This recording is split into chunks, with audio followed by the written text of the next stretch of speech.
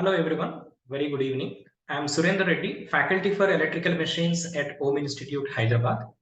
So today TSSPDCL has conducted Assistant Engineer exam for electrical engineering students, and the exam has been completed and we have the question paper with us, and I would like to solve questions from electrical machines subject today. And we have overall 12 questions from electrical machines, out of which 10 questions I can say they are easy and 2 questions were a little difficult. Okay, so 10 questions were really easy and 2 questions are slightly difficult. So let us try to answer these questions and understand in which subject, which part of the machine has more marks and which part has less marks. Okay, so let me start with the first question. In my question paper, I have the question number 13. This is a question from DC machines subject. Let me erase this. Yes. So this is a question from DC machines and you can read the question here. Pick up the correct statements with respect to windings used in DC machines. Okay. In lap winding, dummy coils can be needed. In lap winding, equalizer rings are needed. In wave winding, dummy coils are needed. In wave winding, equalizer rings are needed. So simply they are trying to compare wave winding and lap winding. Okay. So now let me compare wave winding and lap winding. We know that in DC machine, wave winding will only have 2 parallel paths, right? Whereas lap winding will have more than 2 parallel paths. It depends upon the number of poles used. Suppose if the machine has 4 poles, 4 parallel paths, 6 poles, 6 parallel paths, like that. Due to many parallel paths, generally what happens is, if there is any difference in induced EMF between one parallel path to another parallel path, immediately circulating current will flow. Okay, practically, theoretically, the voltages may not be different in parallel paths, but practically voltages are different due to air gap problem between stator and rotor. Okay, at every pole, same air gap may not be maintained practically. So due to that, induced EMF across all the parallel paths may not be equal, and immediately circulating currents will flow. But the problem here is that these circulating currents started to flow through brushes, and due to that brushes may be overheated and there is a chance that brushes may damage. So to avoid the flow of these circulating current through brushes, we need equalizer connections. So therefore equalizer connections are required in lap connection. In lap connection, we need equalizer connection, whereas in wave connection, equalizer connections are not needed because only 2 parallel paths are there. And if you apply the KVL equation properly, voltages will always be balanced from one parallel path to another parallel path. Okay, you don't find any difference in voltages because the difference in voltages will cancel in both parallel paths. So therefore, circulating currents do not produce. That's why equalizer connections are not required. The other point that is compared is about dummy coils. Remember, dummy coils are required in case of wave connection. I don't say always dummy coils are required. Sometimes in case if the rotor weight is not balanced, in that case dummy coils are required. But in wave connection, dummy coils requirement will not come. Why? Because if you learn the wave connection procedure properly with correct back pitch calculation and front pitch calculation, there is no chance to place dummy conductors because rotor will be always balanced. That is how the winding structure of lap connection would be. Okay, so therefore finally the correct statements are lap connection need equalizer connection but it don't require dummy coils, whereas wave connection don't require equalizer connections but may require dummy coils. So therefore if I look at the question paper, I would say yes, statement B and statement C are correct. Am I right? Statement B, lap winding, equalizer connections are needed. Statement C, wave winding, dummy coils are required. So therefore, option B is the correct one. Okay, option B is the correct one, right? Fine. So let's move to question number 14. Question number 14 is also from DC machines, and read the question properly. When armature reaction is neglected, regarding the characteristics of DC shunt motor, speed versus armature current and torque versus armature current at constant voltage and field current. Yes, so we need to answer which characteristics are linear and which characteristic is non-linear. Okay, so let's try to understand. In case of a DC shunt motor, what is the speed equation? Okay, let's say speed is equal to omega. Omega is always equal to Vt minus IaRa divided by Ka into phi, where flux is always proportional to field current. And what is the formula for field current? Vt divided by Rf. But in the given question, they clearly mentioned voltage is a constant value, right? As a supply voltage is a constant value, field current is also going to be constant. If a field current is a constant value, obviously field flux is also constant, right? And if field flux is a constant value, can I say entire denominator in the equation is constant? Therefore, what happens to speed equation? Speed is now directly proportional to Vt minus Ia into Ra, right? And in this equation, Vt is a constant value again, right? Let me scroll it down. Yeah, in this equation, Vt is a constant already given in the problem. Ra is a constant value because we are not adding any additional resistance into the machine.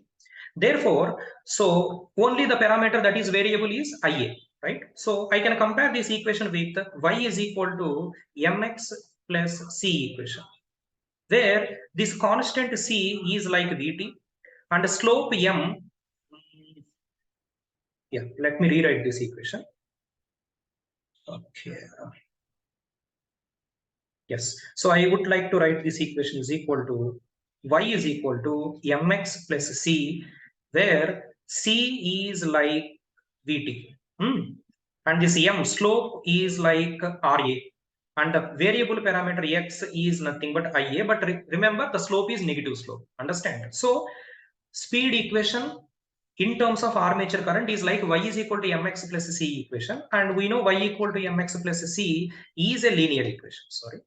It is a linear equation. All right, done. One part is done. Speed versus armature current is linear. And the next one is what about torque equation? What is the formula for a torque? We know torque is equal to Ka phi into Ia. And we already concluded that flux is a constant value. Therefore, torque is directly proportional to Ia. So this is just like y is equal to mx plus c equation. And this is also going to be a linear equation. So what is the final conclusion? When terminal voltage is a constant value, flux is a constant value, speed versus armature current is linear, and torque versus armature current is also linear. Therefore, yes, the correct statements are speed versus armature current is linear. Statement A is correct. Torque versus armature current is also linear. C is correct. A and C are true. Therefore, option C is correct answer. All right. Easy question. Now, let's see about question number 15. This is also a question from DC machines. So straightforward, 3 questions from DC machines. See, most of the students, what the mistake is, the moment they see this question, they will assume that this is a numerical question and we need a long calculation to answer the question. Of course, we need a long calculation to get exact answer. But if you think logically, you can answer this question within one step. Okay, let's see how. First, read the question. A 125 volt DC shunt motor has an armature resistance of 0.5 ohm and field resistance of 125 ohm.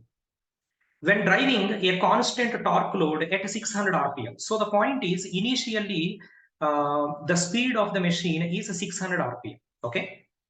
The motor draws a current of 11 ampere. See the current drawn by the motor 11 ampere. The new speed of the motor if an additional resistance of 125 ohm added in field circuit. Additional resistance of 125 volt, 125 ohm added in field circuit. So we all know that when resistance is added in field circuit, what happens to field current? Decreases. When field current decreases, flux decreases. When flux decreases, speed increases. Therefore, the answer will be definitely more than 600 RPM. Okay, that means 3 options are possible, right? A, B, and D. Then how to answer the exact, value? Let's answer here. So let's write speed equation. Speed is equal to Vt minus Ia Ra divided by Ka into phi, where flux is always proportional to field current. Now, in case 1, what is the field current? Case 1 means before adding external resistance, the field current is equal to Vt divided by Rf, where Vt is 125 in the question, field resistance also 125, therefore field current 1 ampere. Now, case 2, that is after adding external resistance, right? After adding external resistance, what is the field current? Vt divided by Rf plus R external, right? Therefore, 125 is the terminal voltage, field resistance 125, and how much extra resistance added? That is also 120. Therefore, field current becomes 0.5. So see this, field current becomes 0.5 for 1 ampere. That means, can I say field current becomes exactly half? Now, according to this equation, speed equation, if field current becomes half, can I say flux also becomes half? So speed is equal to, I write equation once again, IA RA divided by Ka into phi. As field current becomes half, flux also becomes half. If flux becomes half, this speed will be doubled in case if IA RA drop is neglected. Okay, we know usually IA RA drop is very small, right? Suppose if I neglect IA RA, what would have been this equation? If IA RA is neglected, okay, what is the speed equation will be Vt by Ka phi simply, right? Now as the flux becomes half, what happens to speed? Doubled. If speed is doubled, as the previous speed is 600 rpm, what is the new speed? 1200 rpm. But in the given question, IA RA drop is neglected or RA is already given in the problem? RA is already given. So therefore, if RA drop is also considered, if IA RA drop is considered, then the answer will be slightly less than 1200 rpm. Why? Because I considered IA RA drop. See in this equation. If RA drop is neglected, equation is simply Vt by Ka phi. As a phi is divided by 2, speed is doubled, answer would be 1200. But the moment you add this extra drop, IA RA drop, the speed will be not 1200, it is slightly less than 1200. So what is the only option which is slightly less than 1200? Yes, 1150. 900 is also there, but 900 is too much less compared to 1200. Therefore, just less than 1200, the answer is 1150. This is the simplest way to answer this question rather than solving the question completely. Okay. So, what is the summary here? Additional resistance is added in field circuit. Therefore, field current becomes half from 1 ampere to 0.5. When field current becomes half, flux becomes half. When flux becomes half, speed would be doubled if RA drop is neglected. But if you consider RA drop, definitely speed will be slightly less than 1200. Therefore, the nearest answer is 1150. But most of the students, what they will do, they will solve this question completely. I will show you the complete solution also. I have solved this question completely also. Let me show you that page. I'll tell you how lengthy it is going to be if you solve the question completely. Okay, see here, guys. Yeah, I hope the screen is visible. Now see, in the first case, see Vt 125, armature resistance is there, field resistance is there, speed is there. Machine is drawing 11 ampere current. Out of that 11 ampere, how much is going to field circuit? 1 ampere goes to field circuit. Therefore, armature current becomes 10 ampere. With that 10 ampere, I calculated back EMF. I got 120 volt, right? Now, after calculating back EMF, just let me. Now let's go to the second case. After adding external resistance. As external resistance is added in field circuit, what happens to field current? Field current becomes 0.5 ampere. Okay, 0.5 ampere. Now, as the given question say, is clearly mentioned, torque is a constant value. That is a condition given in the problem. You can see that condition here carefully. Yes, constant torque load. Fine. So as the torque is constant, armature current becomes inversely proportional to field current. Using that relation, I got a new armature current, and the new armature current becomes 20 ampere. Using that new armature current, I calculated new back EMF also, Vt minus IA RA formula. After calculating new back EMF, I calculated what is the new speed using this formula. Back EMF is equal to Ka phi into omega. Phi is proportional to field current, and I finally got 1150 RPM. You see how much lengthy calculation is. To get exact answer, you need to do this much calculation, but you don't have that much time in examination hall. This is a exam where you need to answer questions quickly without calculator. Okay, so therefore you need to apply your logics. Okay, don't assume the question is difficult. The question is really easy. Additional resistance added in field circuit, flux becomes half. So if RA drop is neglected, speed would have been doubled. Therefore, the answer should be 1200. But RA is given in the problem. That means we have to consider IA RA drop. Therefore, the answer is slightly less than 1200, which is 1150. Okay, that is the way to answer this question. Fine. Okay, these are 3 questions from DC machines in the first half of the paper. And let me go to, these are all the different subject questions. I have the next question. Okay. Yeah. So we have one more question. Question number 41, guys. Sorry, question number 41. Okay. This is really easy question. Now see, in the operation of a 3-phase induction motor, Fr represents air gap MMF, F2 represents rotor MMF, and theta 2 represents the angle by which rotor current lags rotor EMF. Now pick up the correct statement from the following. Okay, so the information given is air gap MMF information is given, rotor MMF information is given, and angle between rotor current and rotor EMF was also given. Let's draw a phasor diagram. We know, yeah, just 1 second. Yeah, so we know in case of induction machine, not only induction machine, even in synchronous machine also, if you take air gap flux as reference, let's say this is air gap flux. Air gap flux is also known as resultant flux. Induced EMF is always lagging the flux by 90 degrees. This is a standard statement. So let me draw induced EMF, which is lagging this flux by exactly 90 degrees. This is the rotor induced EMF. According to Faraday's law, induced EMF is lagging the flux by 90. Now in the question, rotor current is lagging rotor EMF by one more angle that is known as theta. Theta is the angle by which rotor current lags rotor EMF. Okay, lagging means the phasor has to rotate in clockwise direction. And if you know this is rotor, 1 second, guys.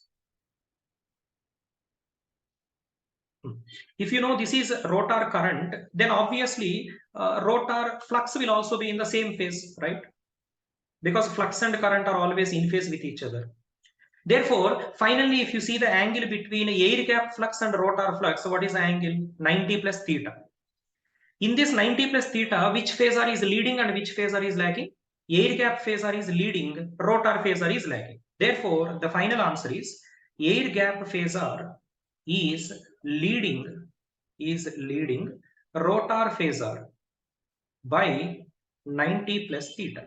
But don't confuse, in the question MMF word is used, but I am using flux word here because both are proportional. Flux and MMF are proportional. Therefore, the answer is air gap MMF is leading rotor MMF by an angle 90 plus theta. Okay, air gap MMF leading rotor MMF by an angle 90 plus theta. So therefore, option A is correct. FR, air gap MMF, leads F2, rotor MMF by 90 plus that angle theta. Okay, that's it. A is correct. Easy question. Now, next, we have one more question from induction machine, 42. Which of the following single phase induction motor has highest starting torque? This is a straightforward question. Out of all single phase induction motors, capacitor start induction motor will have highest torque, right? Capacitor start induction motor will have the highest torque. Okay, therefore answer D is correct. Next, so we have one more question. Question number 43. This question is from synchronous machines. Okay, read the problem. In case of a 3-phase cylindrical rotor synchronous machine, when armature current IA lags excitation EMF by 90 degrees, the nature of armature reaction. Straight question. You see very clearly mentioned armature current lagging EMF by 90 degrees. Current lagging EMF by 90 degrees means what is the power factor? ZPF lagging. Okay, power factor ZPF lagging. Yes, if a power factor is ZPF lagging, what is the nature of armature reaction? In a generator, it will be purely demagnetization. In a motor, it will be purely magnetization. Very simple, straightforward question. Okay, so they said very clearly current lagging the voltage by 90. So power factor is cos 90 lagging. That is nothing but ZPF lagging. So in generator, the nature of armature reaction is demagnetization, and in motor, the nature of armature reaction is magnetization. Therefore, the correct answer is yes, magnetization in case of motor and demagnetization in case of alternator. So option C is the correct statement. Okay, right. Next, we have one more question from synchronous machine. Question number 44. Read that problem. Choose correctness of assertion and reasoning statements given below. You see the assertion statement. Short circuit characteristics of an alternator is a straight line. That is the first statement. And the reason is alternator during a short circuit test operates under saturated conditions. Okay, so the question is about short circuit test in alternator. Okay, see here. Short circuit test in alternator. All right. So we know in case of an alternator, this is the induced EMF. And here we have the synchronous reactance. I'm neglecting armature resistance since it is very small. And the moment you short circuit the terminals, is it simply looking like a purely inductive circuit, voltage in series with inductance? Therefore, what is the power factor? ZPF lagging. Okay. If it is ZPF lagging, what is the nature of armature reaction? Purely demagnetization. Therefore, the resultant flux in alternator is equal to main field flux minus armature flux. Why should I write minus armature flux? Because armature reaction is purely demagnetizing. So due to this demagnetization, resultant flux will decrease when armature current increases. If a flux is decreasing, there is absolutely no chance of saturation. That's why reason statement is a wrong statement here. They said in reason statement, machine will operate under saturated conditions. That is a wrong statement. Machine will not go to saturation during short circuit due to demagnetization. But what about assertion statement? Since assertion statements say that short circuit characteristics are linear. First of all, short circuit characteristics are drawn between which parameters? Field current and armature current. It is armature current versus field current, and we know short circuit characteristics are straight line passing through origin. There won't be any saturation. Therefore, it is a linear curve. That means assertion is a correct statement. Yes, assertion is a correct statement, but reason is a wrong statement. Okay, so therefore, what is the correct answer finally? Option, I think A is true, but R is false. Option B is correct. Option B. Fine. Then, now we have other subject questions are there. Let me go to the next machines question. And the next machines question. Yeah. So we have a question, that is question number 61. Question number 61 is slightly a difficult question. I will answer at the end of the video. Let's go to some easy questions. Okay. Question number 62. In this question, you see which of the following statements are correct. Concentric coils are used for core type transformers, whereas interleaved coils are used for shell type transformers. Similarly, concentric coils used for shell type, interleaved coils are used for core type. Shell type transformer preferred for low power applications, core type transformer preferred for high power applications. Shell type high power, core type low power. So 4 statements are given. We need to answer these 4. That means indirectly we need to answer the difference between shell type and core type.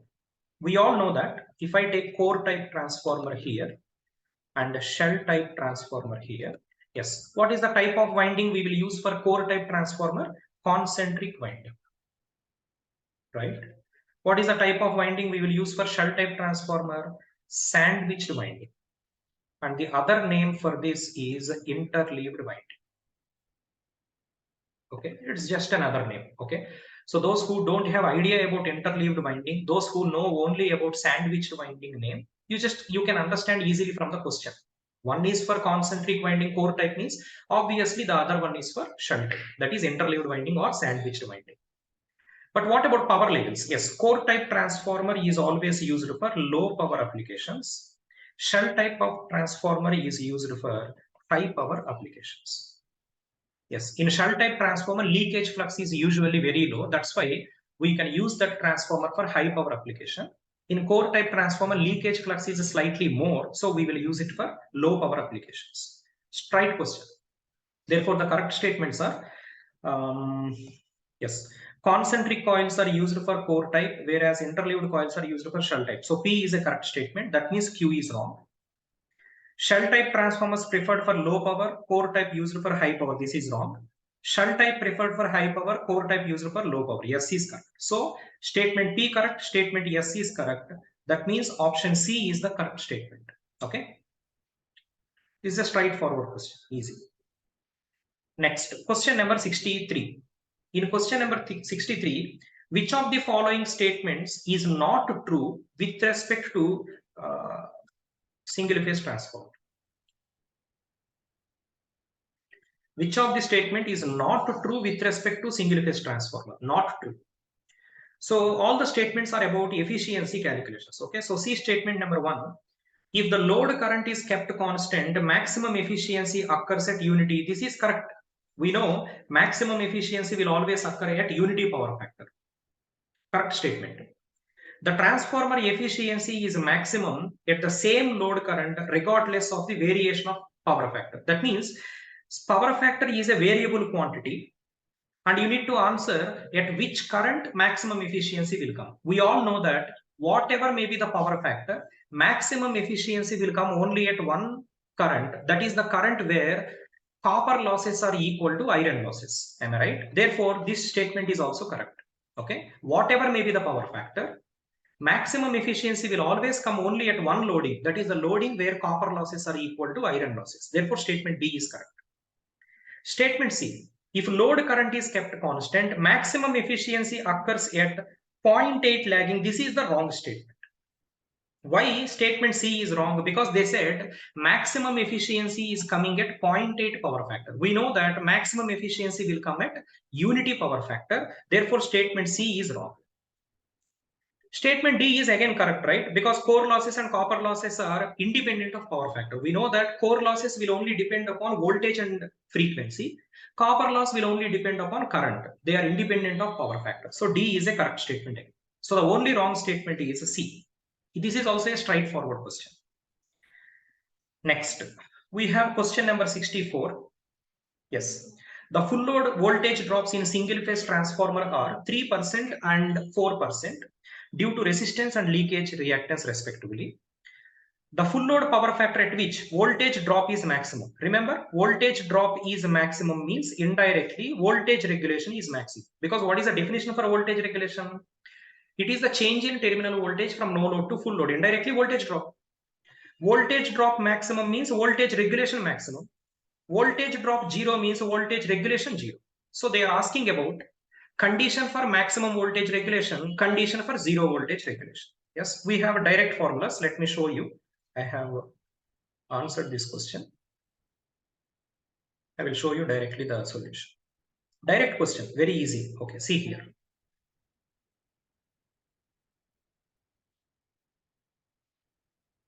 Yeah.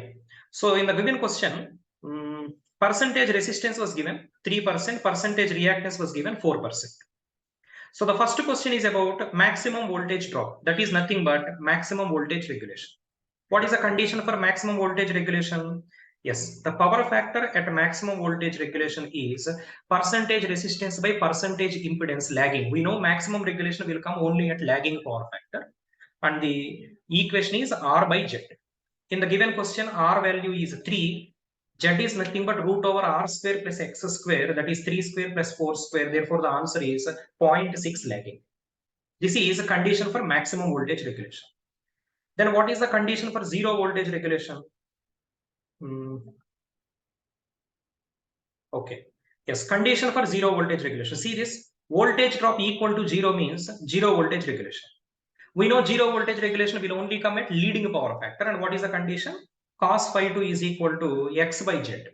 Maximum voltage regulation R by z. Zero voltage regulation x by z.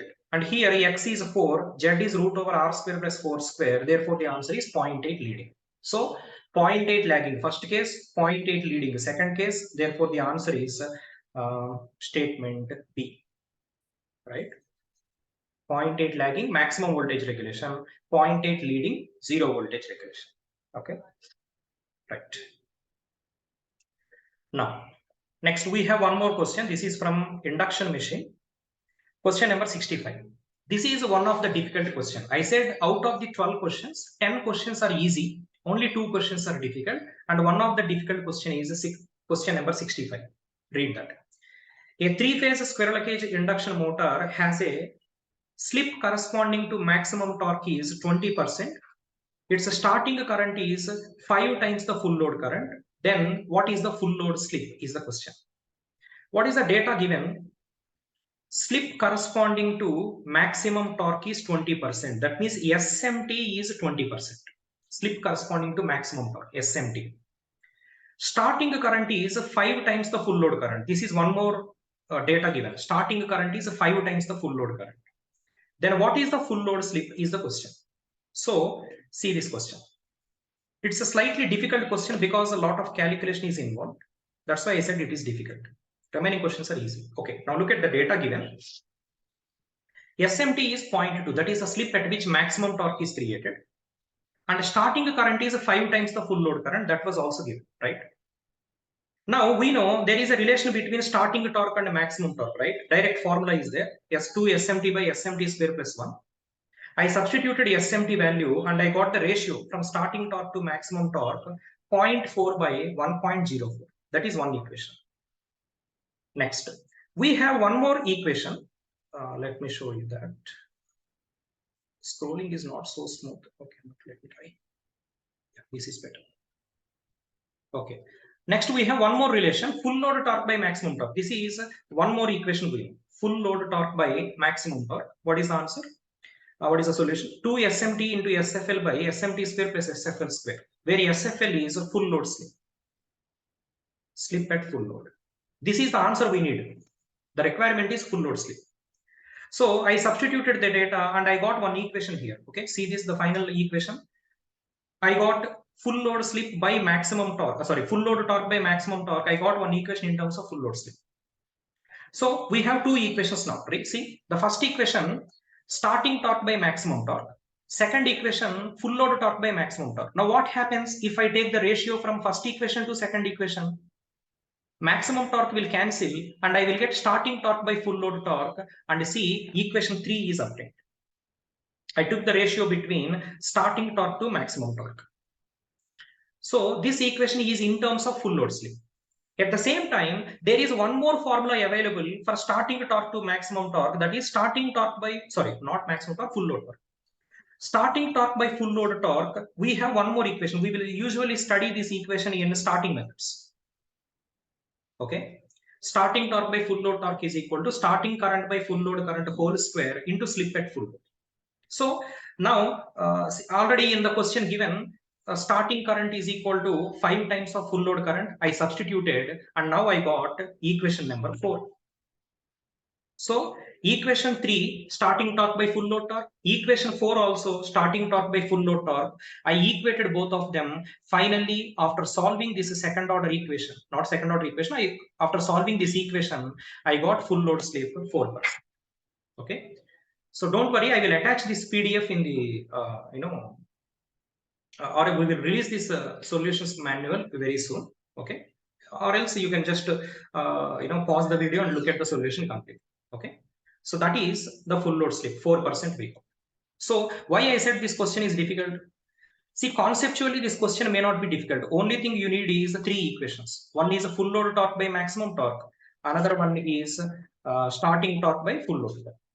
Okay. Just if you know these equations, you can solve this problem. Okay. Only calculations are little difficult. That's why I said this is a difficult question. Okay. Now the last question I would like to solve, that is question number 61.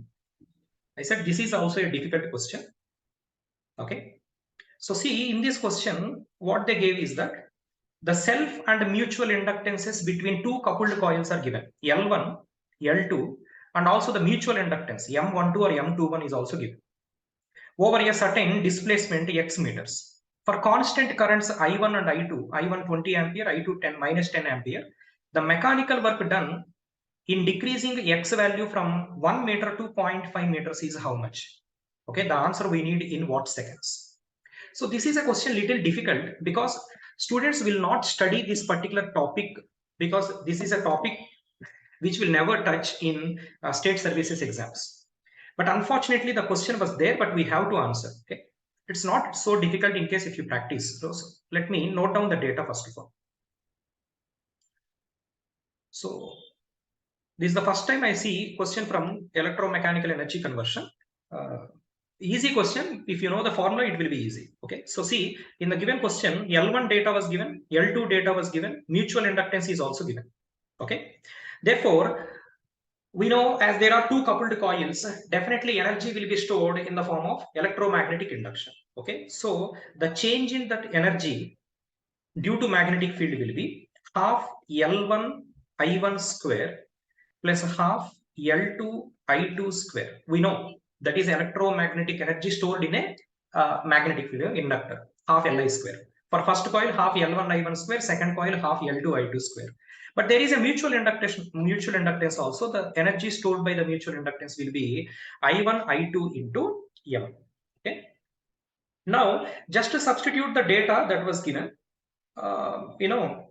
we will get one equation, half into what is the L1 value given in the problem?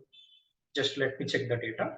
Yes, L1 is equal to 5 plus 1 by 4x. I'm just seeing the question again. I1 is equal to 20 amperes, but we have square here, 20 square. Half, what is L2 value? 3 plus 1 by 4x, and I2 is minus 10 ampere whole square. Plus I1 20, I2 minus 10, and what is the mutual inductance given? 1 by 4x. So this is the energy stored in the magnetic field. If I just simply solve it, what is the first constant becomes 1 by 2 into 5 into 20 square, that will become 1000 plus 20 square by 8x, that is 400 by 8x.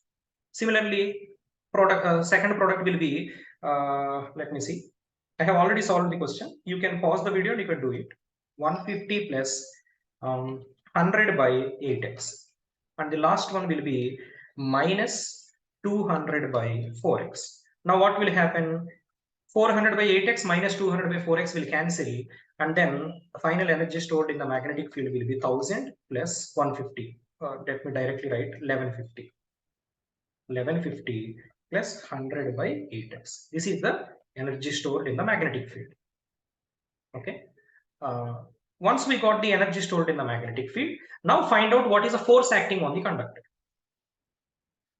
Force equation. So the force is always equal to the change in energy with respect to the displacement change. Okay. I'm assuming the force is linear here. Therefore, d by dx into 1150.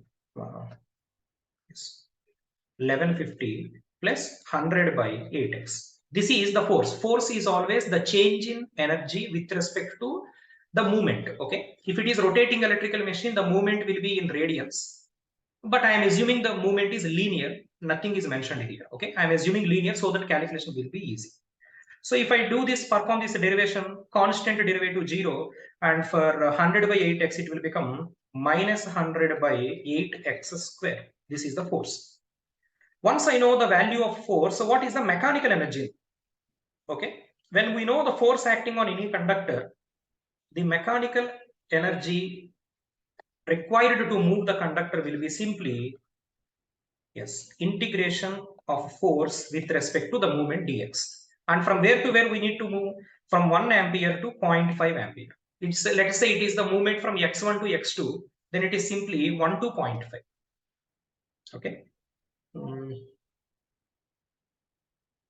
Let me scroll it down.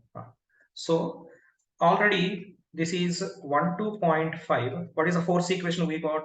minus 100 by 8x square into dx. So let me take minus 100 by 8 outside, and 1 by x square integration is minus 1 by x, sorry, minus 1 by x from 1 to 0.5. So finally the equation becomes 100 by 8 into 1 by x, and the limits are 1 to 0.5.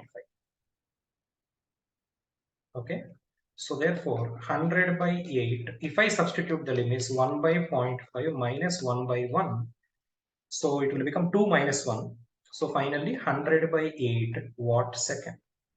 100 by 8 is 12.5 watt second. So the answer is 12.5. Okay. 12.5 is in option D. Okay. So this is slightly difficult. See, first what we have answered here. Let me show you.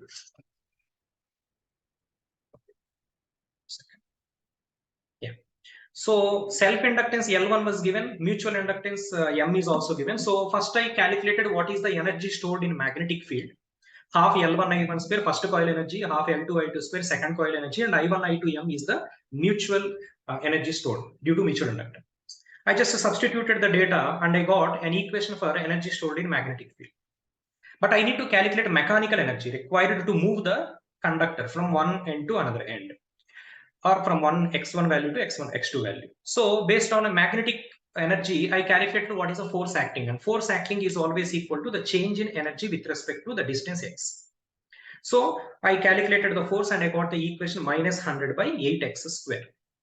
And then I calculate the mechanical energy, which is integration of the force equation from x1 to x2. Here x1 is 1 meter, x2 is 0.5 meter. That was given in the problem, you can see. We have to, the work done in decreasing x from 1 to 0.5 meters. Okay. Okay, 1 to 0.5. So I substituted the limits 1 to 0.5. And then I got answer 12.5 watt. Okay, that's all. These are the questions from electrical machine subject. I would say the questions are really good because it is a combination of easy questions and difficult questions. And 10 questions are really easy. Only 2 questions are difficult. This is extremely difficult question because we don't study this topic oftenly. And the other question which is difficult, I should not say difficult, I should say lengthy. That's all. Because the equations are very easy. The other question which is difficult, we already see from induction machines, that is starting torque to maximum torque relation. Okay, that is little difficult. Why? Because there is calculation required. Remaining questions are very easy questions, I would say.